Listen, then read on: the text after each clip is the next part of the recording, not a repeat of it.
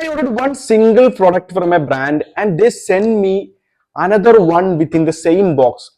So you may be thinking it's a fault or a packaging mistake from their side. No, it's not. It is a complete marketing strategy this brand has been doing. So you know about this brand? It's called Whole Truth.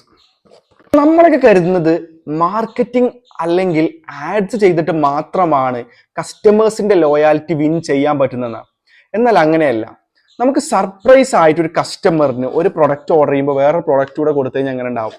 സ്വാഭാവികമായിട്ടും ആ ഒരു person അവർ ലോയൽ ആയിട്ടുള്ള customer ആവാനും അതുപോലെ returning ആയിട്ടുള്ള ഒരു customer ആവാനും വീണ്ടും പ്രൊഡക്റ്റുകൾ യൂസ് ചെയ്യുന്നതിനും അല്ലെങ്കിൽ അവരത് വാങ്ങുന്നതിനും മറ്റുള്ളവർക്ക് സജസ്റ്റ് ചെയ്യുന്നതിനുള്ള ഒരു റീസൺ ആവും. ഹോൾ ട്രൂത്ത് ഇവിടെ ചെയ്യുന്നത് എന്താന്ന് വെച്ച് കഴിഞ്ഞാൽ അവരുടെ ഷെൽഫ് ലൈഫിന് നിയർ ആയിട്ടുള്ള അല്ലെങ്കിൽ എക്സ്പയറി ഡേറ്റ് നിയർ ആയിട്ടുള്ള പ്രൊഡക്ട്സ് അത് വേസ്റ്റ് ആക്കി കളയുന്നതിന് പകരം അവരത് കസ്റ്റമേഴ്സിന് ഒരു സർപ്രൈസ് ആയിട്ട് കൊടുക്കുന്നു. ഇത് എക്സ്പയറി ഡേറ്റ് ആയി എന്ന് പറയുമ്പോൾ നിങ്ങൾ ഒരിക്കലും നെഗറ്റീവ് ആയിട്ട് കരുതണ്ട.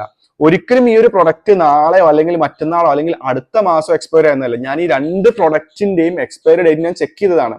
ഇതിൽ ഒരു പ്രൊഡക്റ്റ് ഏകദേശം ഏപ്രിൽ 2025 വരെയും ഒരു പ്രൊഡക്റ്റ് ഏകദേശം നെക്സ്റ്റ് ഇയർ 6 months വരെയും ഡേറ്റ് ഉള്ളതാണ്. സോ ഒരു പ്രൊഡക്റ്റ് അതിന്റെ കൂടെ ആഡ് ചെയ്ത് വിട്ടപ്പോൾ സ്വാഭാവികമായിട്ടും ആ കസ്റ്റമർ സർപ്രൈസ് ആയില്ലേ.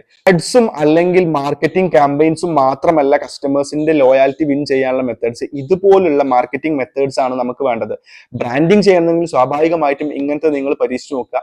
ഇതുപോലുള്ള മാർക്കറ്റിംഗ് ടിപ്സിന് വേണ്ടിയിട്ട് ഫോളോ ചെയ്യുക.